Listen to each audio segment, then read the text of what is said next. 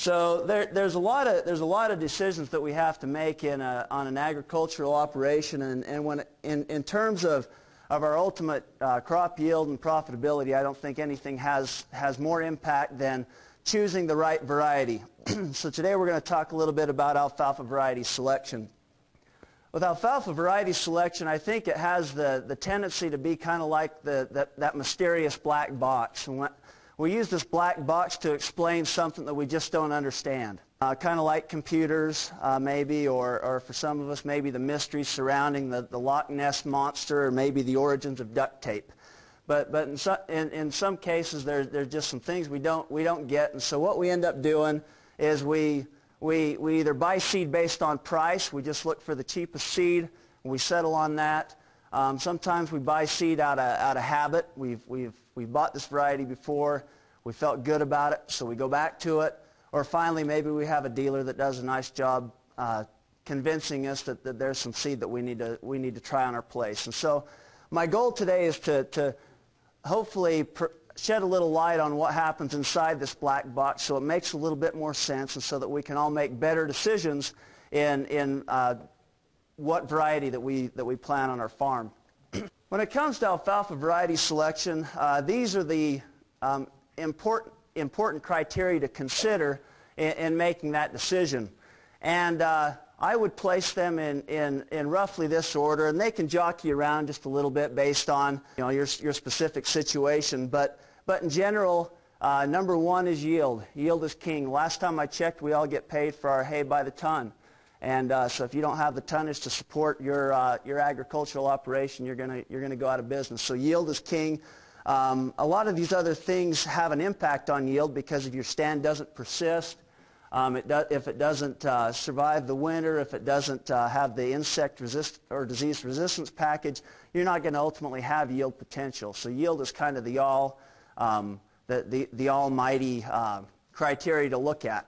I have added biotech traits. We've got Roundup Ready alfalfa on the market now, and a lot of people are excited about that. And I think it's a good thing, especially for some situations. But don't fall in love with any single trait or any single factor on here. Make sure that it's not like you fall in love with a blonde girl just because she's blonde. You don't choose to marry somebody based on hair color. You kind of look at the whole package, right? There's a lot of other things that go into it. And the same is true with these. Don't just fall in love with the double R letters at the end of that variety. Look at some other things, and there are some good Roundup Ready varieties out there. Okay, so let's say that this is our field, and we've got an established stand of alfalfa. We walk out in it, and you ask yourself the question, did I plant the best variety? Did I plant the right variety? Did I choose what is going to give me the highest yield potential? I think the answer here is we don't know, because we didn't have anything to compare it to. If I were to go out in the parking lot and take a can of spray paint and put a couple of marks in the lot and put my track shoes on and just run a nice little sprint there, I might feel that I'm pretty fast. I might think, you know what, that's pretty good. And maybe if I trained for a while, I'd feel that I was getting better and better, and that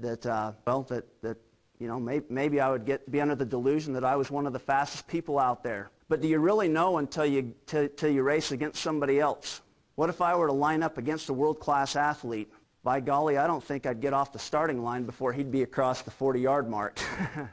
It would be pretty bad. And so the only way that we can really know that we chose the right variety is with some way of comparing varieties. You can't just stick a variety in a field and say, well, boy, it looks great. We just don't know if something may have blew its socks off. And so what we do at USU is we do variety testing, where we send out a request from companies, and every company that has an interest in marketing seed in this area is given the opportunity to submit varieties to this third-party test. And that's what the university serves as a third party, where we really don't have a horse in the race. And so we can take each of these varieties, we plant them side by side, and we harvest them over growing seasons, and then we can report on how things perform relative to each other under the same cutting management regime and under the same irrigation regime and in the same soils. So we're comparing apples to apples, and you can get a lot of good information from those things. Now, another thing that you can do is you can do these types of things on your own farm. And, of course, you'd be doing them on a larger scale than what we do here. But let's say you settle on 3 or 4 varieties that you're interested in. You can get seed of those and plant big, long strips, kind of like we do with corn variety testing or corn strip tests. And you can see how they perform in your soils, under your irrigation, under your cutting management, and your equipment load, and all of that type of thing. So here's some old USU data. We actually just planted a new alfalfa variety test in North Logan this past fall, so that data will be coming out. But here's just some data to kind of give you a feel for what you may see when you look at a variety test. So this was done in Kaysville from 99 to 2002, so it was over 4 growing seasons.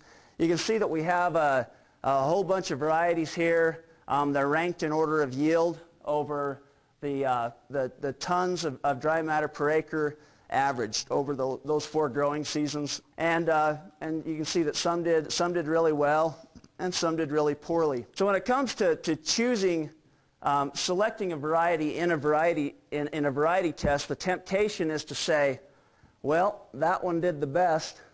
That's the one for me. I would submit that the thing to consider here would be to take a group, the upper group, maybe the upper third to upper quarter of the varieties in this test. And remember, we don't fall in love with a girl just because she's got blonde hair, right? We look at the whole package. And so maybe one of these varieties that did really good, maybe it's got some holes in its disease package. And we want to make sure that we don't fall in love with that one, because maybe if we plant it in our fields where we know our history, maybe we'll wind up in trouble. And so take the top group, take a look at it, and kind of use that to narrow down based on some of your other criteria. Another thing that you can do is you can look at other universities and other company data. Most universities in the West do variety testing, and you can find some of those sites that have similar environmental conditions to here, and maybe they'll have some varieties there that you can get a feel for how they perform relative to each other in another state. One thing that we tend to get hung up on is the price of seed. And sometimes you may have had your neighbor brag about how cheap they bought their alfalfa seed for. And what I did here is I took this data, and I said, okay, the lowest yielding in this trial was Ranger. And I took the difference in yield between Ranger and everything else over the 4-year span of the trial, and I came up with this slide where we have, assuming, what did I assume? I think I was very conservative on the hay price. I figured $100 hay. So we have the amount of dollars difference in return over planting the lowest yielding variety, which in that trial was Ranger, versus everything else. And you can see that ranges from almost $900 extra per acre down to about $200 extra per acre for the one that was next closest to Ranger. Now you might say, well, if I'm planting 20 pounds to the acre, and let's say that I paid an extra $3 a pound for seed, that's quite a bit. Maybe that seems to be too much to overcome.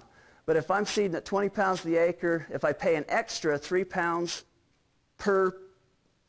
per pound of seed, that's an extra $60. How many of you have a little money in a savings account right now? Imagine most of us do. What's our interest rate? It's a joke. 0.00025, something like that. That's a pretty darn good return. That line there marks the $60, the amount of money or the amount of return that's the $60 mark where we break even on that added seed price. So even in the case of the one that just did marginally better, we invested $60, and in 4 years we had $200 to show from it. That's pretty darn good, isn't it? What if we picked a better variety? Heck, maybe we went up to maybe we returned $700 or $800 by that little investment. I think that if you put a little extra money into the variety that you choose, it can return, it can give you quite handsome returns. Now, can there be really poor varieties that are expensive? And that's why we still need to do our homework. But don't get hung up on price, because you can overcome a higher seed price really fast if you get better performance and better yield. Okay, so I had Clark hand out a publication. This green publication says Winter Survival, Fall Dormancy, and Pest Resistance Ratings for Alfalfa. This is a third-party publication that comes out every year, and what they do is they summarize information on almost all of the varieties out on the market, and it's really handy if you want to kind of look at everything in one place. And if you want to find it on the internet, it's at this website, alfalfa.org. I love that website because even I can remember it. All right, and so if you crack it open, on the front inside cover, you'll see kind of how it's set up. We've got all the varieties are listed in rows. In the columns, you've got some of the different characteristics that you might be interested in and looking at in your alfalfa varieties. You can see that the first column is labeled Fall Dormancy. That's what we're going to talk about first. But everything in this publication is sorted by Fall Dormancy. And so that green shading, the very first part there on page 2, those are all your Fall Dormancy 2s. Then you got the purple, which is the Fall Dormancy 3s, the yellow, which is Fall Dormancy 4, and so on and so forth. So that's kind of how they're sorted, and then everything else is just kind of willy-nilly, randomly thrown out there. Okay, so one of the things that's really important is fall dormancy. And what fall dormancy is a measure of is the amount of growth of alfalfa in the fall. And we compare these to known Czech varieties. And so here you can see one that has very little fall dormancy, very little fall growth, and this one has a whole bunch. And what this is simply a response to cool temperatures and shorter day lengths. So as the season starts to shorten, the plant can sense that. Some alfalfa varieties start to close up shop. Others keep growing. The question is, what month was that? I don't know. They do these tests in Minnesota and Wisconsin, and they have a standard protocol for how they do it. The key here is it doesn't really matter where they do these tests, because they have certain varieties that they know how they perform in other parts of the country, and they have them in these trials. And so they'll take a newer variety and they compare it to this old standard. And if it grows very similar, like if this growth was very similar to vernal that we've had since the 50s or the 60s, then we'd say, okay, we rate that as a 2. You can see there's vernal. Anything that grows similar to vernal is given a 2 rating. And you can see this is the list of Czech varieties that we use. Anything rated a 1 through a 4 is considered to be a dormant variety. A 5 through a 7 is going to be semi-dormant, and an 8 through an 11 is going to be a non-dormant type that's going to grow year-round. In this area, we tend to settle on 2s through 5s, and they seem to serve us well. Now, this is kind of some interesting data that came out of California, and what this shows is that there is a relationship between fall dormancy and yield and fall dormancy and quality. And so what they did is they took these alfalfa variety tests that they'd done, and they do about 10 or 15 of these at a time all across the state of California. So they have huge numbers of varieties they're looking at. And they took all that data. On this side, they looked at yield in tons to the acre. What those specific numbers are doesn't really matter. What matters is the trend. And then you have your fall dormancy score. This is a 3, 4, 5, 6, 7, 8, and 9 is over on the far side for those of you in the back that can't see it. So what you'll see is that this black line shows yield. So as your fall dormancy score increases, which goes this direction, and your yield goes up. You can see that line. So the higher the fall dormancy score in general, the higher the yield you're going to have. And so when we choose a variety, fall dormancy of a variety, we tend to, it's a good idea to try to push that just a little bit, because in general you can get higher yields with the higher fall dormancy score. On the other hand, this green line right here that goes down, that's quality. And so as your fall dormancy score goes up, your quality tends to drop. And that's a really tight line too. That's a really, really tight line. So it's a very, So it's an interesting trade-off. You can push your yield by going with the higher fall dormancy score, or you can push your quality by going with the lower fall dormancy score. So we got a balancing act. What one do we choose? Well, it just depends on the environment you're trying to grow it in, what your experience is on your farm, and what your objectives are. A couple of strategies. Some people like to choose the highest fall dormancy that can survive in a region and try to push the yield. Again, we get paid by the ton, and so the more tonnage you can get, the better. Other people like to plant lower fall dormancy varieties, and they try to seek after quality. So it just depends on what your goal is. I know of some other growers who choose different fall dormancies across their farm, especially when they have a lot of acres, because it can create different cutting schedules. They will bounce back quicker. The higher fall dormancies will bounce back quicker between cuttings.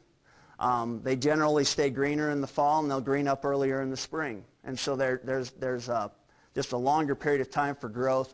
And so you can quickly get different fields on different schedules by planting different fall dormancies. Now, it used to be that we considered fall dormancy to be an indicator of winter survival, and that held true with some of the older varieties that we had. But with our newer varieties, it doesn't really seem to be the case. And so if you look at the, actually, so they rate winter survival on a scale of 1 to 6. Your 1 is going to be superior, no injury. 6 is non-winter hardy. And so if you look at your publication, you'll see that, so in the fall dormancy 2s, it looks like all the winter survivals are 2s. If you go into the 3s, the fall dormancy 3s, you can see that third or fourth one down, that Syngenta variety, it has a winter survival of a 1, but a fall dormancy 3. You can see, looking at this morning, if you turn over to page 5, there's a fall dormancy 6 at the very, very bottom of that page, and it's got a winter survival of 2. So it's got as good a winter survival as the 2s, but it's got a fall dormancy of 6. So they can be all over the board. You'll note also that some of these don't have numbers reported. What does that mean? It died?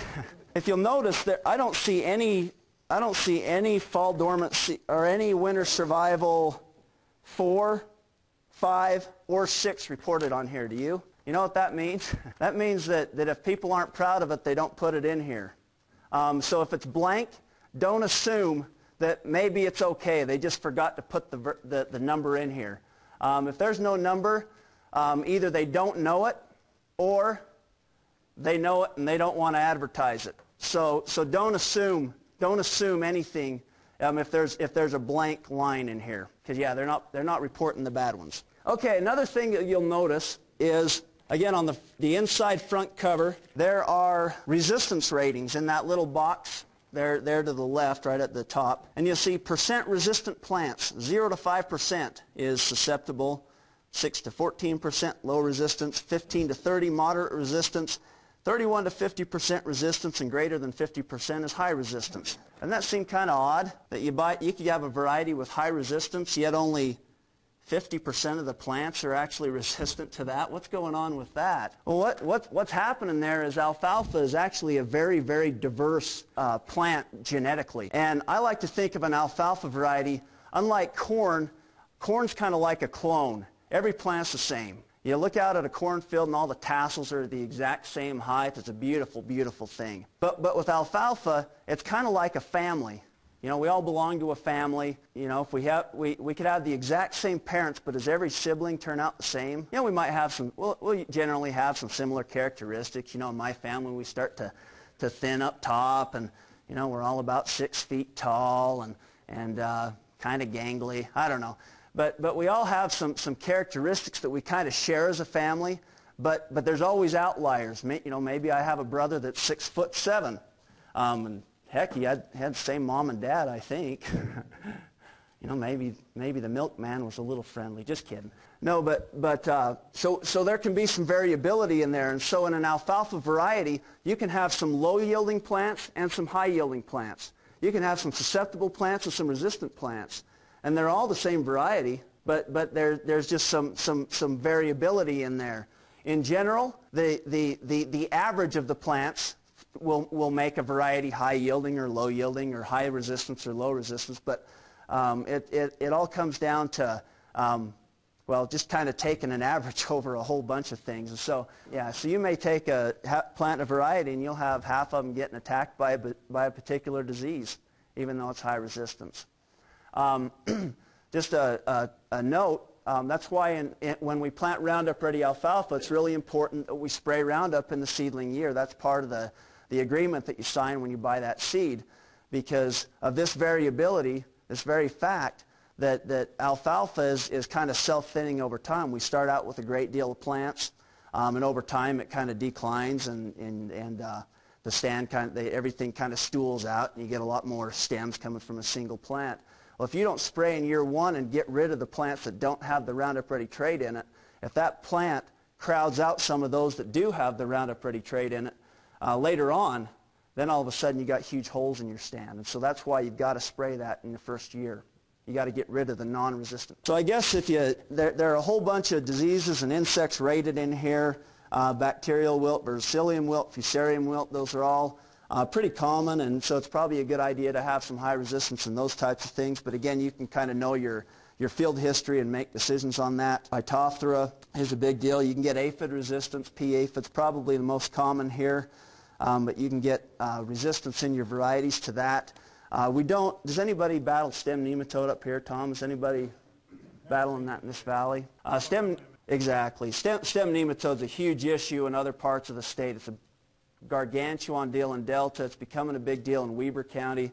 Stem nematode's just it's a tiny little creature. It's a microscopic roundworm, and it just attacks the crown, attacks the stem, the young stems, and burrows in it, and you get stunted plants. They'll turn white, chlorotic, and ultimately it'll lead to a really fast decline in your stand. It's a really, really bad deal, and so if you ever see that, make sure you don't spread it to your other fields, and then make sure you get some good resistance to help combat it, because really the only thing you can do is choose a good resistant variety. Sure, yeah. Stem nematode can be passed in non-certified seed, and also it can, sometimes it gets in soil that can go on equipment from field to field. It can be carried on dirt from boots, so if you have people that are traveling long distances and they've been in a stem nematode field, they can get it into your field that way. So it's a kind of a scary deal, and once you've got it, you're never going to get rid of it. It'll be a constant battle. They have fields down in Delta that go down after 1 year. After the first year, they've just gone kaput because of stem nematode. Oh, another couple of things I wanted to point out.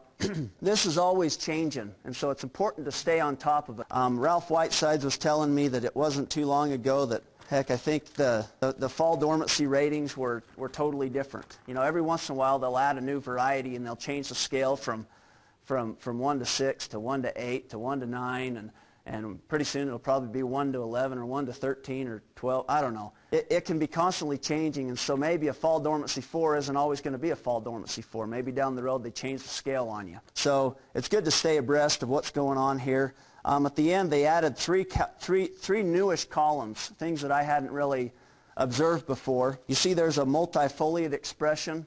So varieties that have the multifoliate expression, they will designate that there. New columns another new one is continuous grazing tolerance. So people who are interested in grazing their alfalfa, some of the varieties are marked with a grazing tolerance. And then finally, I think this one's brand new, but standability expression. I think we've all experienced when our alfalfa gets rather large, and then it starts to tip over, and then when we're cutting it, we kind of wish we could just harvest the same direction and just kind of deadhead around, and that way we can get up under it and get it all, because it seems like you cut one way and you do a nice job and you cut back the next way and you're leaving half the stems. And this standability expression is a rating of how well the variety stands when it's fully mature.